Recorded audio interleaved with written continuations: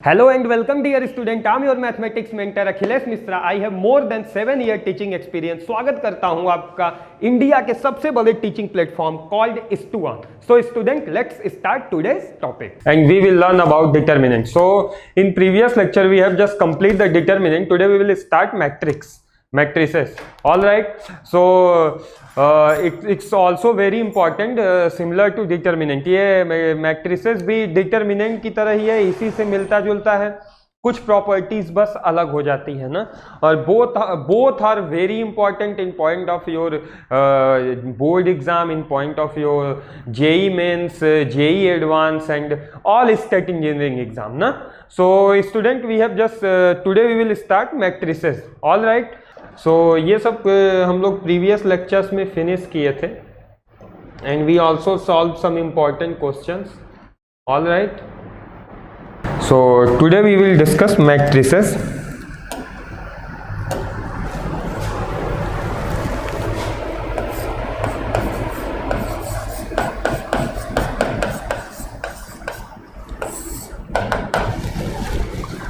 हाँ, मैट्रिसेस क्या है समझने की कोशिश करना. एग्जैक्टली इट्स ऐसे बोल सकते हैं हम लोग, इट्स अ रिप्रेजेंटेशन ऑफ और collection of array in rectangular form. और ऐसे बोल सकते हैं कि collection of array in rectangular form, या कुछ ऐसे बोल सकते हैं कि rectangular array of symbols, numbers and etc. is also called matrices. मतलब हम लोग को क्या करना है कि we have just taking some, जैसे फॉर एग्जांपल सेट हम लोग नहीं सीखे हुए थे कि सेट क्या था. we have just collect some different object in the universe and we have just collected, so it becomes set ना. so ऐसे ही सेम matrices है. We have just collect some symbols, some numbers and arrange it in a rectangular form. ठीक है ना, बस इसे कहीं भी नहीं अरेंज करना, arrange it in a rectangular form, then it become matrices. Means जैसे for example I'm just taking some number, for example 1 2 3 4 5. ठीक है, मैं 5 नंबर लिया, मैं इसे रेक्टेंगुलर फॉर्म में अरेंज कर दिया, then it become matrices. Means जब मैं इसे अरेंज कर रहा हूं, arrange in rectangular form, rectangular form ना. देखो कैसे, मैं ऐसे भी अरेंज कर सकता हूं, इसको ऐसे कर सकता हूं 1 2, ठीक है, 3 4, ऐसे एक और कर लो 6 5 6. ठीक है, एक रेक्टेंगुलर फॉर्म में अरेंज कर दिया, देन इट बिकम मैट्रिसेस. ऐसे भी अरेंज कर सकता हूं इसे, ठीक है ना, ऐसे 1 2 3 4 5 6, ऐसे भी अरेंज कर सकता हूं. ठीक है, ऐसे भी अरेंज कर सकता हूं 1 2 3 4 5 6, ऐसे भी अरेंज कर सकता हूं 1 2 3 4 5 6, ऐसे भी कैसे भी अरेंज कर सकता हूं ना. तो जैसे भी अरेंज कर दिया, इन सब को क्या बोलेंगे हम लोग, मैट्रिसेस. क्या बोलेंगे, मैट्रिसेस. हाँ, ऐसे नहीं अरेंज करना. मींस कभी भी ये मैट्रिसेस है, ये मैट्रिसेस है, ये मैट्रिसेस है, ये मैट्रिसेस है. मींस एक रेक्टेंगुलर फॉर्म में अरेंज हो जाए ना.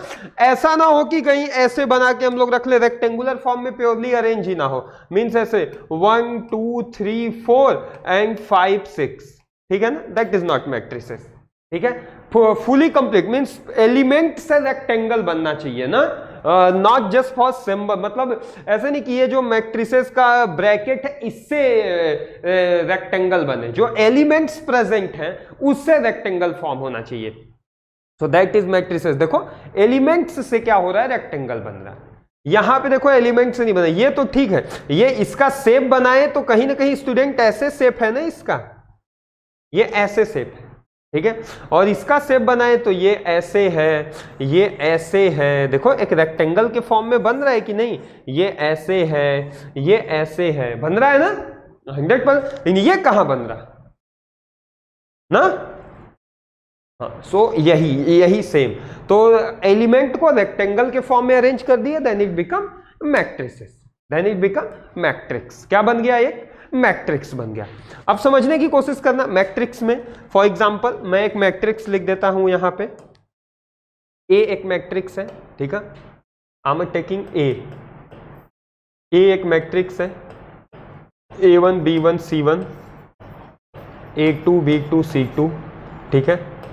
ये एक मैट्रिक्स है, ठीक है, ठीक है। सो ये जो है ये वाला पोर्शन, ये वाला पोर्शन, दैट पोर्शन पहले भी बता चुका हूं, डिटर्मिनेंट में भी इसे बोलते हैं row, that is row 1 and that is row 2, और इसे बोलते हैं column, means that is column 1, that is column 2, that is column 3, ठीक है, ठीक है, ठीक है। सो डिटर्मिनेंट में हम लोग क्या ऑब्जर्व किए थे कि जो number of row and number of column थे वो इक्वल थे, बट मैट्रिसेस में ऐसा नहीं है। Number of row number of column equal हो भी सकते हैं, नहीं भी हो सकते हैं, इट्स डिपेंड ऑन अरेंजमेंट। ये यूजर कैसे अरेंज कर रहा है उस पर डिपेंड करता है, ठीक है, ठीक है। सो हम लोग अगर इसे समझने की कोशिश करें तो इसे क्या बोलेंगे? It's a matrix.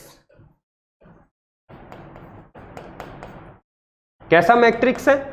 Row by column 2/3, इसे लिखेंगे 2/3। कितना रो है?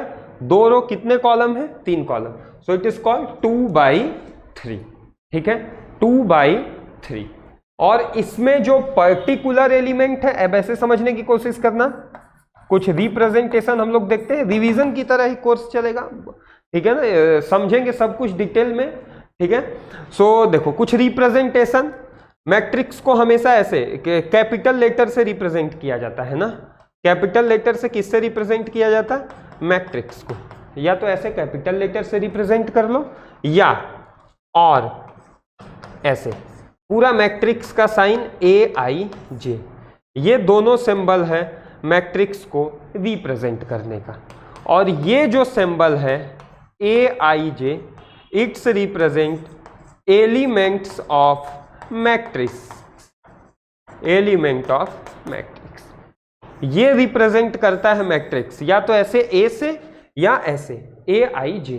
थोड़ा सा इसमें रखते हैं M/N, row by column, row by column.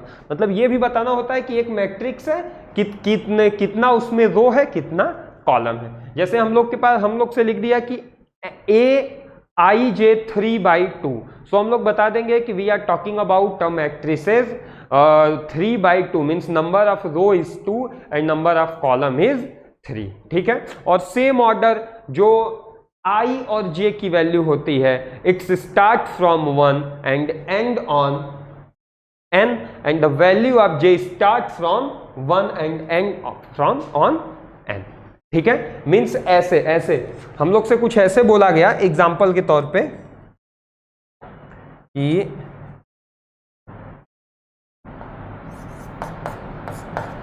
Define करो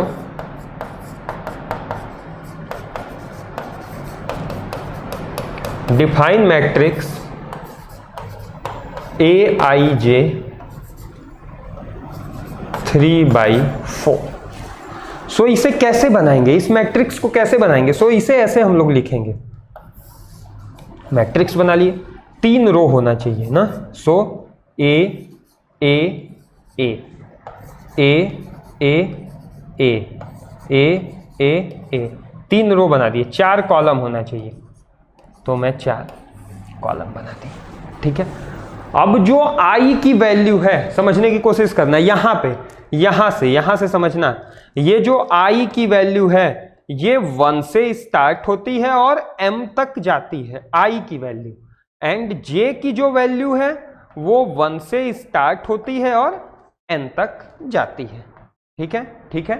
तो अब यहां स्टार्ट करें तो 1 से स्टार्ट, आप AIJ, तो 1 से स्टार्ट करेंगे तो पहले 1 लेंगे, तो A11 that is called A11, ठीक है। 1 के बाद है, अब सेम वैसे ही रिप्रेजेंट करना है, first row second column first row, third column first row, fourth column, ठीक है। सो देखो अब यहां से देखो, second row first column, second row second column, second row third column, second row fourth column, ठीक है। अब देखो third row first column, third row second column, third row third column, third row fourth column.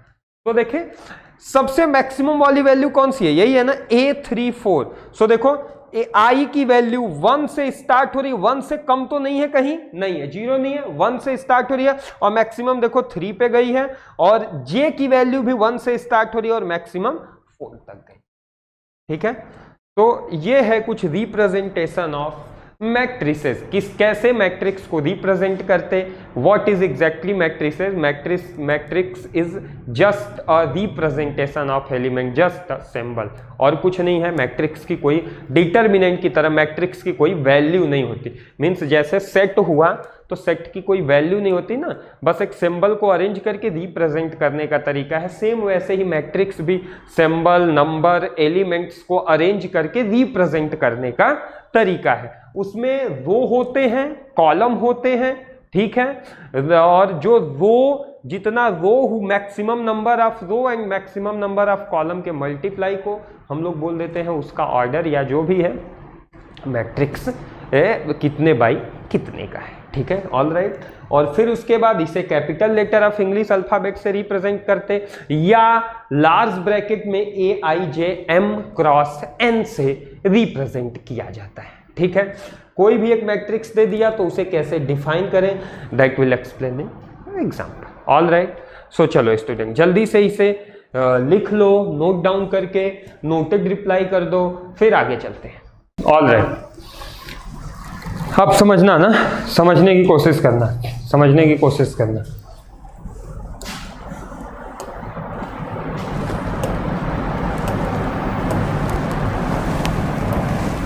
ठीक है,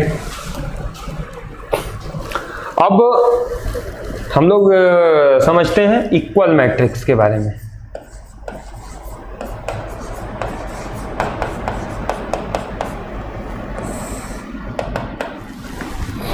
equal matrix, ठीक है, क्या है एग्जैक्टली इक्वल मैट्रिक्स, समझो। दो मैट्रिक्स है हम लोग के पास ना, एक मैट्रिक्स है AIJ, ठीक है, या ऐसे समझ लो एक मैट्रिक्स है कैपिटल A, दूसरा मैट्रिक्स है capital B, means AIJ BIJ is called equal if they have same number of order. अगर उनका ऑर्डर सेम है सो इस मैट्रिक्स को हम लोग क्या बोल देंगे, इक्वल मैट्रिक्स, ठीक है, ठीक है, ठीक है, ठीक है। फिर से समझने की कोशिश करो। मैं जैसे एग्जांपल से समझ, मतलब ऐसे समझना कि I am taking a matrix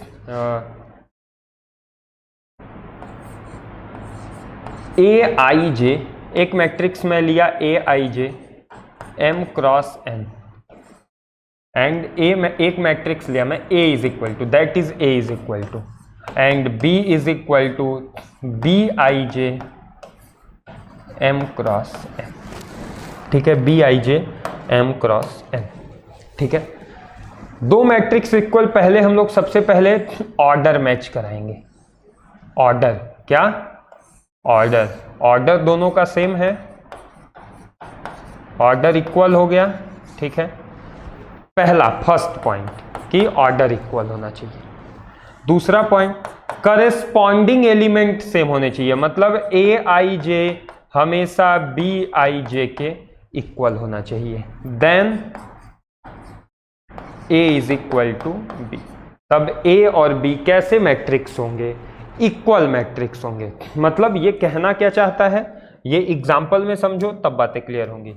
example का मतलब ऐसे कि हम लोग के पास जैसे दो मैट्रिक्स है 1 2 3 4, ठीक है, A, एंड एक मैट्रिक्स और है हम लोग के पास B, that is also 1 2 3 4। Means पहले तो ये 2 by 2 2 by 2, तो पहला तो ये ऑर्डर सेम हुआ और फिर करेस्पॉन्डिंग एलिमेंट 1 के जगह 1 है, 2 के जगह 2 है, 3 के जगह 3 है, 4 के जगह 4 है। ये जो शो कर रहा है, शो कर रहा है करस्पॉन्डिंग एलिमेंट। तब जाके ए और बी कैसे मैट्रिक्स बोले जाएंगे?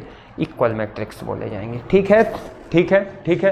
तो जब कभी भी इक्वल मैट्रिक्स के बारे में बोलेगा सो हम लोग समझ जाएंगे कि पहले तो इनका ऑर्डर सेम होना चाहिए फर्स्ट नंबर पे, they have same order, and second number पे corresponding element is also same, means A11 is equal to B11, A12 is equal to B12, A13 is equal to B13, एकदम corresponding, ये इसके equal, ये इसके equal, ये इसके equal, ये इसके इक्वल होना चाहिए। All right.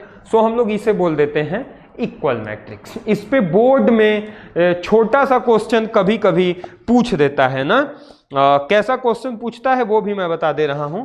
ठीक है, जैसे फॉर एग्जाम्पल ऐसे दे देगा x plus y, x minus y, 2x plus 7 and या 2x plus w and 8 is equal to 7, 10, 4। ठीक है, ये इसके इक्वल है। सो हम लोग को क्या करना है? फाइंड करना है, फाइंड वैल्यू ऑफ